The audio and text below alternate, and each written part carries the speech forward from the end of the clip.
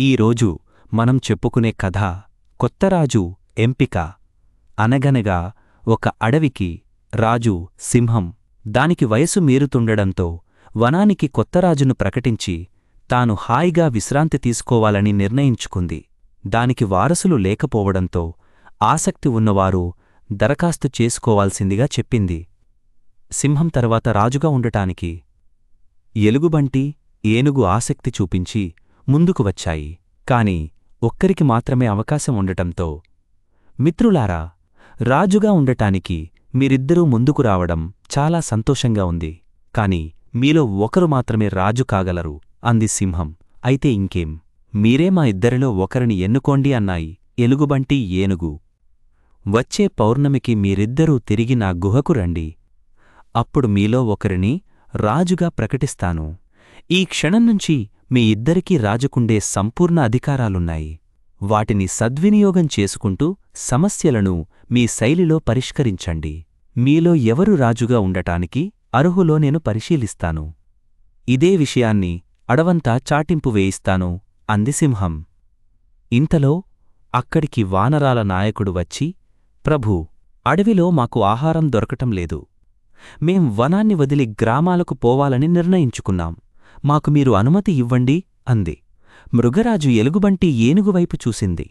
కోతుల నాయకుణ్ణి దగ్గరకు తీసుకుని, మిత్రమా, వెంటనే మీ వానర సమూహాన్ని నా నివాసానికి తీసుకురండి. కడుపునిండా భోజనం పెట్టి పంపిస్తాను అంది ఎలుగుబంటి. వానరాలకు ఎలుగుబంటి అరటి, జామ, బొప్పాయి పండ్లను ఆహారంగా ఇచ్చింది. ఏనుగేమో కోతులు నివసించే ప్రాంతానికి వెళ్ళింది.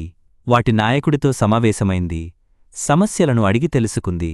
ఎందుకు వాటికి ఆహార కొరత వచ్చిందో ఓ అంచనాకు వచ్చింది.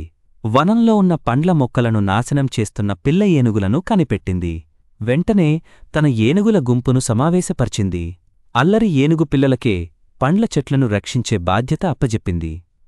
వాటితోనే వనంలో మరిన్ని పండ్ల మొక్కలను నాటించింది. మరుసటి రోజు ఎలుగుబంటి అడవిజీవులన్నింటినీ ఒకచోట సమావేశపరిచి వాటి సమస్యలు అడిగి తెలుసుకుంది. తాను రాజునైతే వాటిని పరిష్కరిస్తానని చెప్పి గొప్ప విందు ఇచ్చి పంపింది.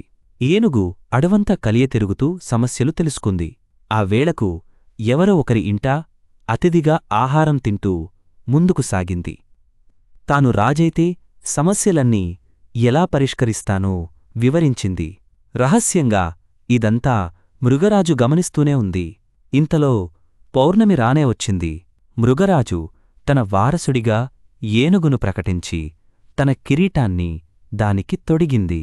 మృగరాజు ఎలుగుబంటిని దగ్గరకు తీసుకుని, మిత్రమా, నీకు రాజుగా ఉండటానికి అన్ని అర్హతలూ ఉన్నాయి. కాని నాయకుడనేవాడు ఒక సమస్య వచ్చినప్పుడు దాని మూలాలు తెలుసుకుని శాశ్వత పరిష్కారం చూపాలి. అంతేకాని తాత్కాలికంగా సమస్యను సద్దుమణిగేలా చేయడం వల్ల ఏ ప్రయోజనమూ ఉండదు. అలాగే నాయకుడు తన దగ్గరకు ఇతరులను రప్పించుకోకూడదు.